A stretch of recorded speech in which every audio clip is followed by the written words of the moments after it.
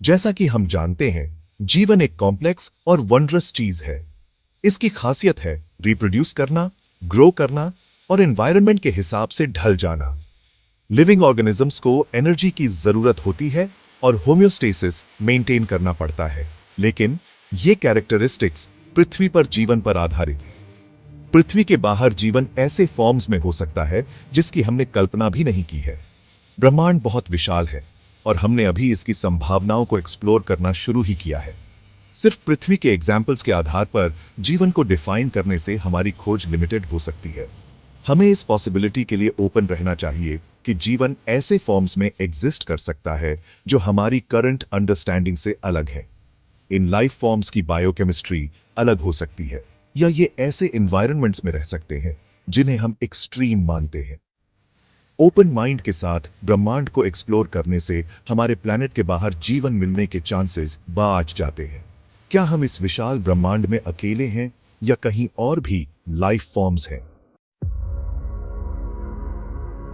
पृथ्वी के बाहर जीवन ढूंढने की हमारी क्वेस्ट में हम स्टार्स के आसपास एक स्पेसिफिक रीजन पर फोकस करते हैं जिसे गोल्डीलॉक्स जोन कहते हैं। यह जोन, जिसे हैबिटेबल जोन भी कहते हैं, एक स्वीट स्पॉट है जहां कंडीशन जैसा हम जानते हैं लाइफ के लिए बिल्कुल सही है। यह न तो वीनस की तरह बहुत ज्यादा गर्म है और न ही मार्स की तरह बहुत ज्यादा ठंडा। मुख्य चीज है लिक्विड वाटर, जो सभी नोन लाइफ फॉर्म्स के लिए जरूरी है। अपने स्टार से एक प्लैनेट की डिस्टेंस हैबिटेबल जोन में उसकी जगह तय करती है। हालांकि गोल्डीलॉक्स जोन में लाइफ की गारंटी नहीं है। दूसरे फैक्टर्स जैसे कि प्लैनेट का एटमॉस्फेयर, उसका मैग्नेटिक फील्ड और उसकी जियोलॉजिकल एक्टिविटी उसकी हैबिटेबिलिटी में क्रूशल रोल निभाते हैं। गोल्डीलॉक्स जोन में प्लैनेट ढूंढना सिर्फ पहला स्टेप है। इन दूसरे फैक्टर्स की डीपर अंडरस्टैंडिंग यह डिटरमिन करने के लिए जरूरी है कि क्या कोई प्लैनेट सचमुच लाइफ को सपोर्ट कर सकता है। एक्सोप्लैनेट्स यानी हमारे सोलर सिस्टम के बाहर स्टार्स की परिक्रमा करने वाले प्लैनेट्स की खोज ने पृथ्वी के बाहर जीवन ढूंढने की हमारी उम्मीदों को बढ़ाया है।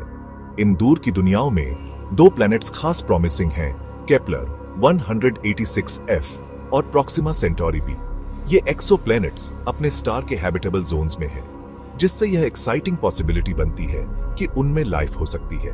केपलर 186f, जो पृथ्वी से लगभग 500 लाइट ईयर्स दूर है, एक अर्थ साइज्ड प्लैनेट है जो एक रेड ड्वार्फ स्टार की परिक्रमा करता है। प्रॉक्सिमा सेंटोरी बी, जो घर के और भी करीब है, सिर्फ 4 लाइट ईयर्स से ज्यादा दूर। Red dwarf star Proxima Centauri, जो हमारे सन का सबसे नजदीकी स्टार है, की परिक्रमा करता है। पृथ्वी से इसकी क्लोजनेस इसे फर्दर स्टडी के लिए एक प्राइम टारगेट बनाती है। हालांकि इन इंट्रीगिंग एक्सोप्लैनेट्स के बारे में बहुत कुछ अननोन है। फ्यूचर टेलीस्कोप्स और मिशंस ज्यादा डिटेल्ड ऑब्जर्वेशंस प्रोवाइड करेंगे, जिससे हमें यह डिटरमिन करने में मदद मिलेगी कि क्या ये दूर की दुनियाएं सचमुच हैबिटेबल हो सकती हैं।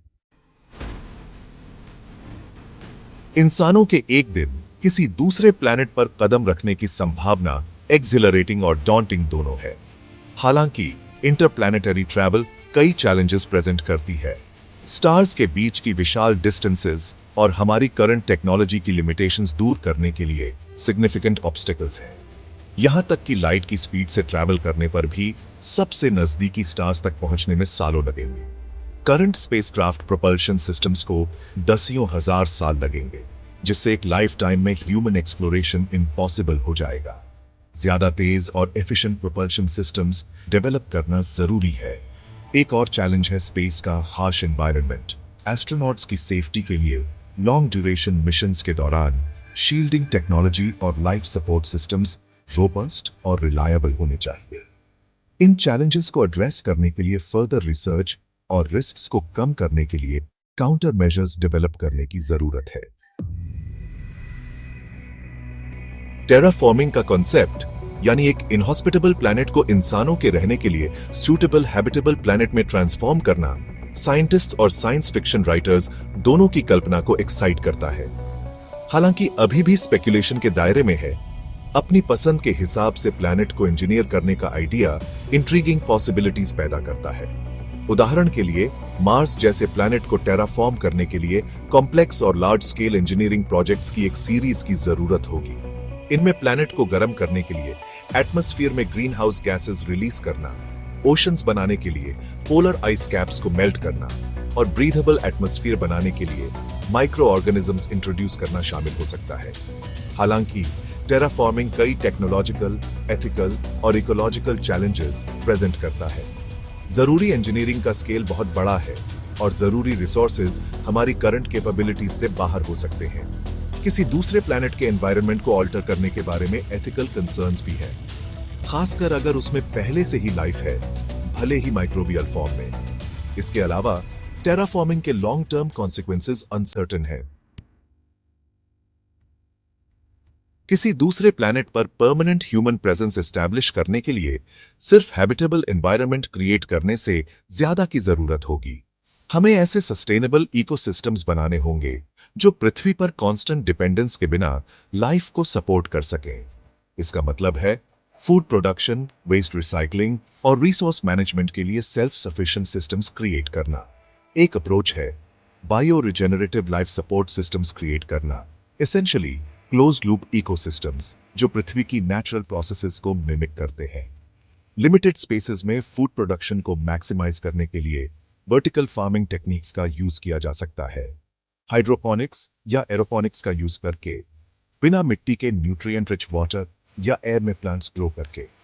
ये मेथड्स क्रॉप यील्ड्स को सिग्निफिकेंटली इंक्रीज कर सकते हैं और ट्रेडिशनल एग्रीकल्चर की तुलना में पेस्टिसाइड्स और पानी की जरूरत को कम कर सकते हैं।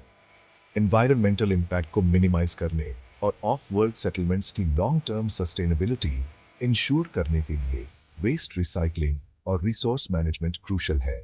एडवांस्ड रिसाइकलिंग टेक्नोलॉजीज वेस्ट को वैल्यूएबल रिसोर्सेज में ट्रांसफॉर्म कर सकती है, जिससे पृथ्वी से मटेरियल्स ट्रांसपोर्ट करने की जरूरत कम हो जाती है।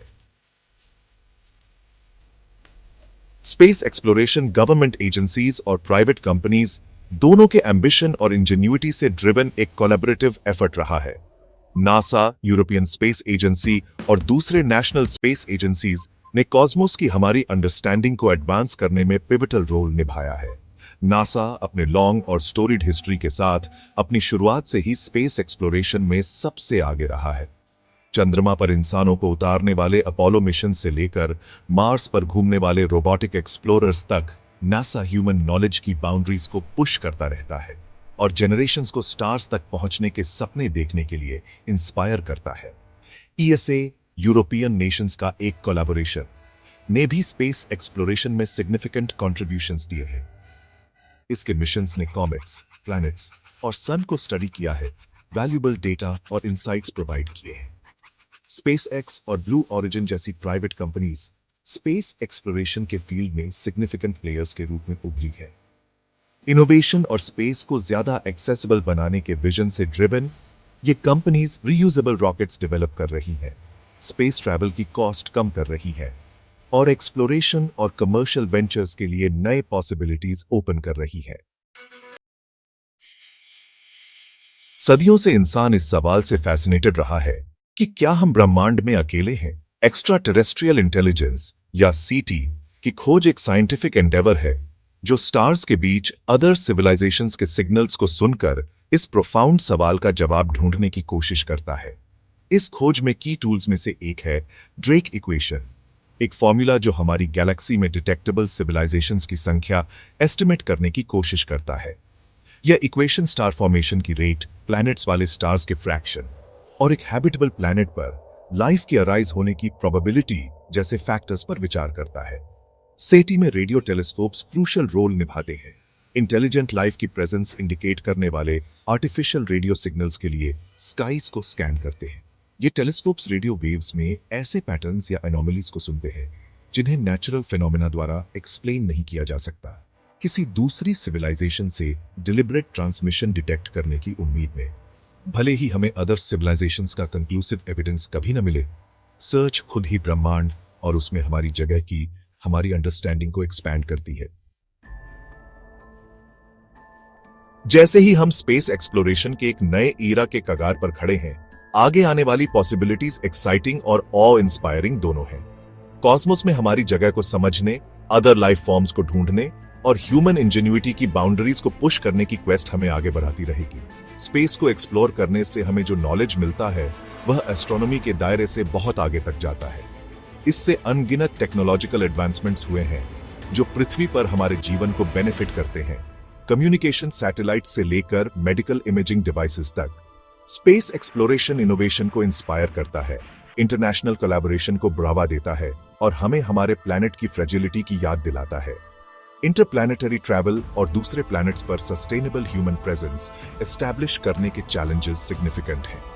हालांकि ह्यूमन स्पिरिट ऑफ एक्सप्लोरेशन और नॉलेज की हमारी रिलेंटलेस परस्यूट निश्चित रूप से ऐसे ब्रेक थ्रूज की ओर ले जाएगी जो इन ड्रीम्स को रियलिटी बना देंगे। ब्रह्मांड इंतजार कर रहा है और मानव जाति के लिए अगला बड़ा कदम बस करीब है।